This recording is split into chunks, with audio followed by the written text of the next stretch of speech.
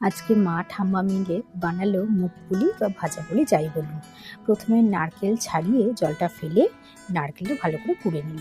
কড়াইতে গুড় দিয়ে তাতে নারকেল কোড়াটা দিয়ে নাড়াচাড়া করে নারকেলের ছেই বানিয়ে নিল। মুগ পুলির নাম যেহেতু, মুগ ডাল তো থাকবেই তাতে। মা প্রেসারে 500 গ্রাম মতো মুগ ডাল আর একটা গোটা মিষ্টি আলু ছোটো ছোটো করে কেটে প্রেসারে একটা সিটি দিয়ে সেদ্ধ করে নিয়েছিল। কড়াইতে 500 গ্রাম মতো গুড় দিয়ে একটু জল দিয়ে গুড়টা যে গলতে শুরু করলো, তাতে মুগ ডাল ও সেদ্ধ আলুটা দিয়ে নাড়াচাড়া করে তাতে দিয়ে দিল চালের গুঁড়ো। তারপর কিছুক্ষণ নাড়াচাড়া করে নিয়ে ওটা কড়াই থেকে নামিয়ে একটা থালায় ভালো করে দিয়ে মেখে নিল। তারপরে ছোটো ছোটো লেচি আকারে করে নিয়ে তার মধ্যে নারকেলের পুরটা দিয়ে পুরির মতো শেপ করে নিল।